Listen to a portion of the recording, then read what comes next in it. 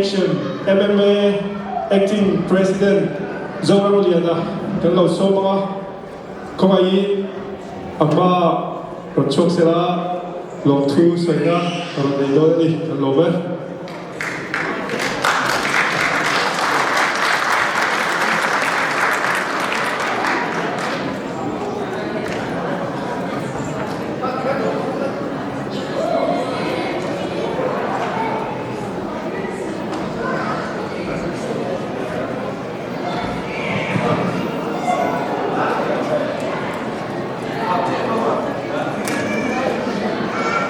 Oleh masaberin zanin capcarku mang thei tura min khoi khen tu masai pathian hena long thum ro se oleh zanin ya MMA president din tura niya maro chu chiat na apa boro na wangin tuna hian Mizoram asina yang chuan zaina hian vice president nina tangin ai ron ding ani ole long thu soi tur tam tak oma soi vex nani lowa yang chuan kan khriat chun chun le kan thiamang ane long thu ron soi lo ni zanin hian chan vo nei rang rang kan dia kan chan vo thatakin kan len tam hi MMA ten long thu kan soi doa ten zain hian state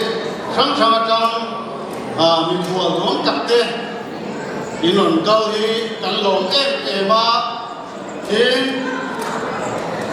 khual chon chung cha apo in tu thu an sam lawang kan thin lo na zo la in mi hriat thiam na kan ron mien bok ani tin zanin hian zai thiam pathum nula ruat pui le nula siam pui te nula marina te MMA ten kan som na min lo pom sakhi kan lo em ani ti kha kan sen du boka ti chuan zain hian hei security kai da thuana se ema hen kan security na thok me te hi an chuan omin an fak oma wa sukara an na tin takin an thoka an ni chunga po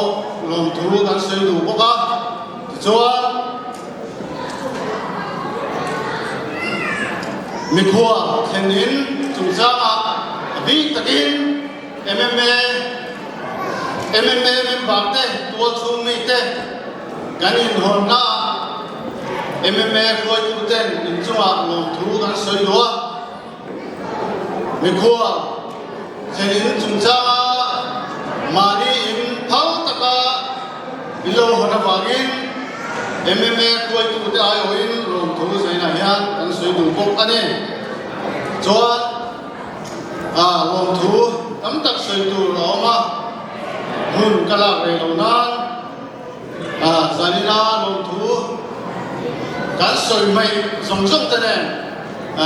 ni vai chuan long thu soi ni lo me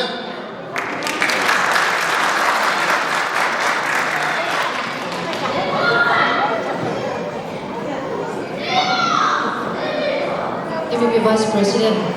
kan lo ve tu ma chuanin minin som panga imo kan thei chen chen anga rei lo turin e in emo